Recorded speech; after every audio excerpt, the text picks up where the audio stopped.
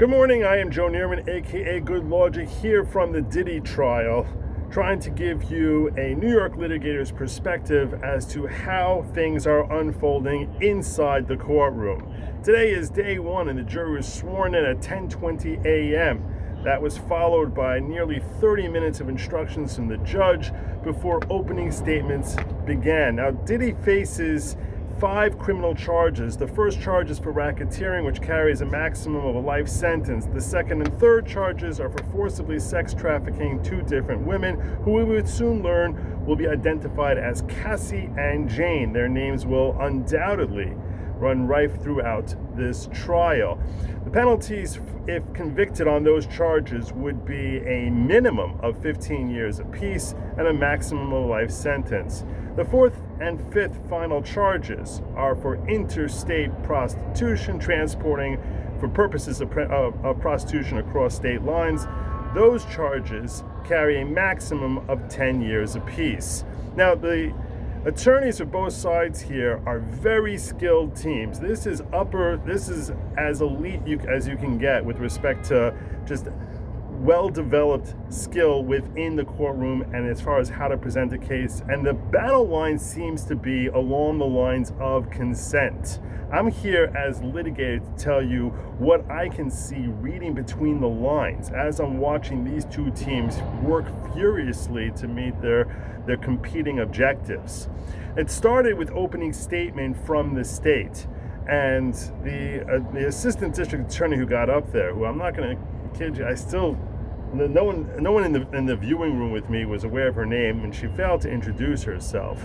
She opened, however, with the first words out of her mouth was, "This is Sean Combs," pointing at him with an accusatory finger, before she proceeded to say how he's also known as P. Diddy, Puffy, Puff Daddy, and listing off the various names that he's used during the course of his entertainment career. She talked about how he was a very successful musician who ended up forming an enterprise that was initially for musical purposes and later ended up becoming his criminal enterprise that's designed to feed his fixation on power and sex, as well as spending his money and developing a crew who were engaged for 2 decades, 20 years, and that number 20 years kept coming over and over again. 20 years of feeding his sexual appetite and covering up his crimes. And it became fairly obvious during the course of her opening statement here that the key element here that both of these sides are going to be fighting about and trying to get the jury to their side on is the issue of consent. One of the things that we heard in the opening statement was this continual repeated claims from the state that this is not a case at all about sexual preferences or sexual appetites. This is a story of control. This is a story specifically about 2 women, the first of which is Cassie. And near the opening of her opening statement, near the very beginning of her opening statement, the ADA came out and said, "I want to start by fixating on one night.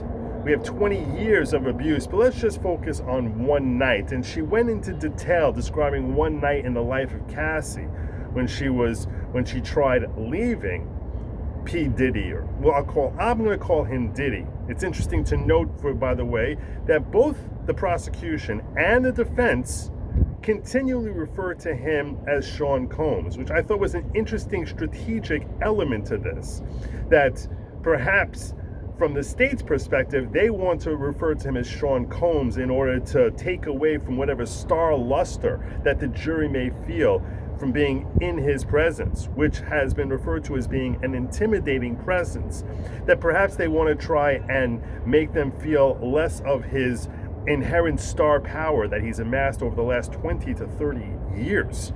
And perhaps that's why they continue to refer to him as Sean Combs and almost never by any other of his more famous monikers.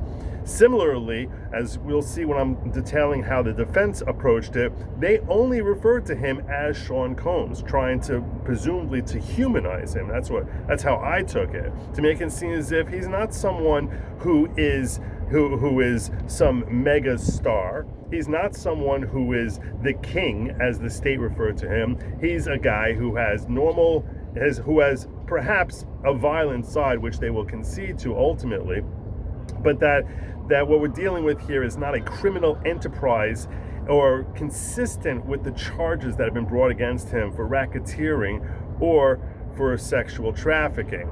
Now, getting back to what the state was trying to say is they went through the 11-year relationship that Cassie had with Diddy, and how when she tried to leave, that Sean Combs would take people at gunpoint and some of his employees at gunpoint and harass them into helping him locate them, how he would arrange to have freakoffs, and we're going to hear this term freakoffs a lot. And freakoffs are sexual encounters whereby Diddy would pay escorts to engage in sexual encounters with these women, and he would film them and direct them, and that he would pleasure himself by watching these various videos. The state would have us believe that while the first incident of a freak-off between Cassie and her associates, which was in or around 2009, that she consented to that particular endeavor, that in all subsequent freak-offs, she was not a willing participant, and that she felt that she had no choice but to comply and give Diddy what he wanted under fear of under the threat of his power and his control and his dominating her life, and fear of being sexually violated, being punched in the face and kicked. And we hear stories about how there was a video of an incident in a hotel called the Intercontinental, which apparently millions of people have seen, whereby he was physically abusive to Cassie, and that all of this was a pattern of behavior by Sean Combs, whereby he was controlling the women in his life in order to feed his own sexual appetite, and that he had a crew of loyal followers who would help assist him in order to feed his insatiable sexual appetite. That's what the state would have us believe. In addition, with respect to the interstate prostitution, that is for transporting expert male escorts across state lines for the purposes of engaging with these women that that Diddy would film the encounter. And the point here is that Diddy's power and control over these women was so dominant, so pervasive, and so unrelenting that they had no choice. But even while making these assertions, as an attorney, I can see that the state has very strong concerns that there are continual expressions of assent coming from the very witnesses who they're expecting to level the strongest claims against him.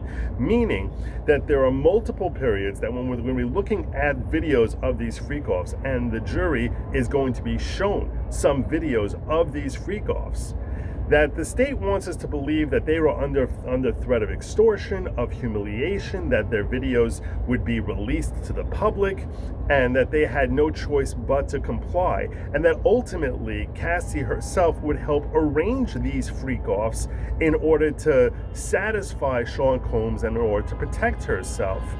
That's a very difficult road for the state to walk down. You have to try and say she's doing all these steps where one could actually claim that she's herself complicit, and at the same time the jury will have to believe, if they're going to convict Sean Combs, that she had no choice, that she was a victim of his power and his control, whether she was being extorted, whether she was being drugged up, or some combination of those factors, that she could not get away from him, and that she had no unilateral actual ability to free herself from that domain, and that if she would try doing that, or whenever she tried actually doing that, certainly during the first 11 years of their relationship, that she would be beaten, she would be punched, she would be physically, she would be threatened, that she would be humiliated with hundreds of videos of her being released to the public, and or that she would be drugged in order to keep her more compliant, that she would be drugged for days at a time while engaging in these freak-offs, which they also called wild kings and sometimes hotel nights.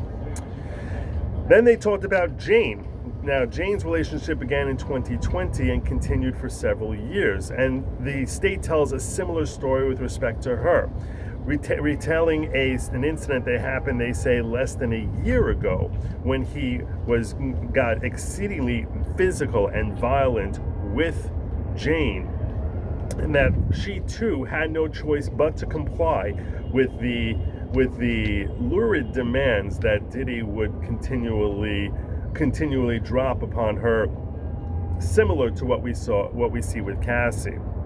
But you can tell as far as where the state has concerns, that they have concerns, and the way they frame things in a way designed to make the jury, and this is smart lawyering as far as how to deal with the weakness of their case. They talk about how when arranging these freak-offs, in order to assert control, that I think it was Jane, would contact various professional porn stars and have them be her partner in these freak-offs, or with Jane, I think they refer to them as their hotel nights.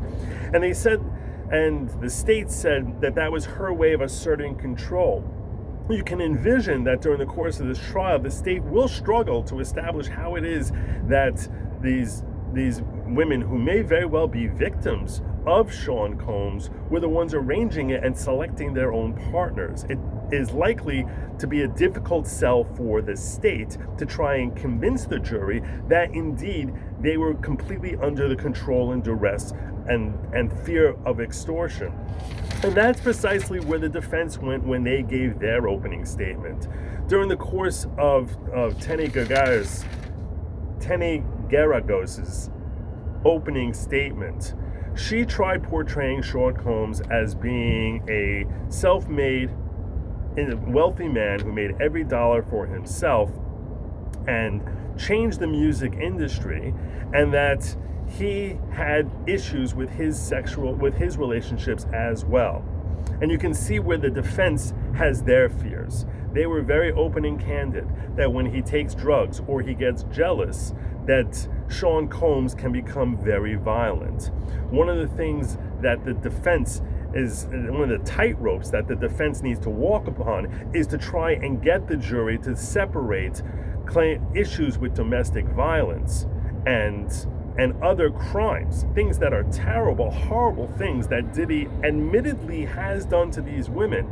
And his defense counsel is hoping that the jury can distinguish between those horrible actions and to say to themselves, I think he may be a jerk, he may be mean, he may be a terrible boyfriend. These are all languages that Tenney used during the course of her opening statement.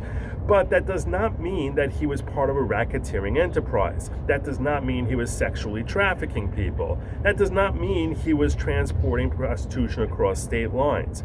And that was the theme of the defense's opening statement. In fact, they even went further. They started going into detail about a video that the defense anticipates we're going to watch later today, which shows the video at the Intercontinental. The defense clearly is expecting Cassie Ventura, which they don't give her last name, but according to reports, Cassie's last name is Ventura, that she will take the stand as early as this afternoon, and that we will see the video from the Intercontinental. And in order to take away the sting from that, the defense cleverly decided to try and walk us through in advance what we will see during the course of that video and how horrific it is.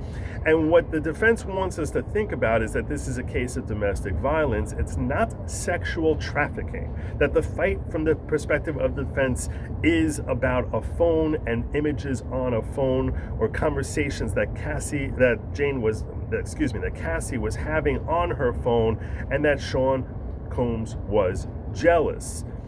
And the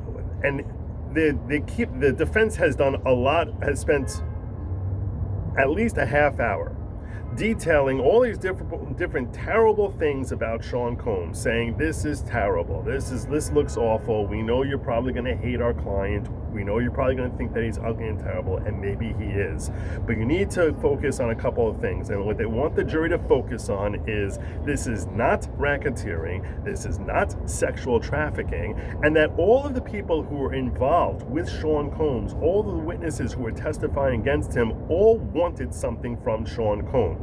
With respect to Cassie and Jane, that they wanted a deeper relationship with him, that they loved him, and that they became frustrated when they saw that they would never be able to marry him.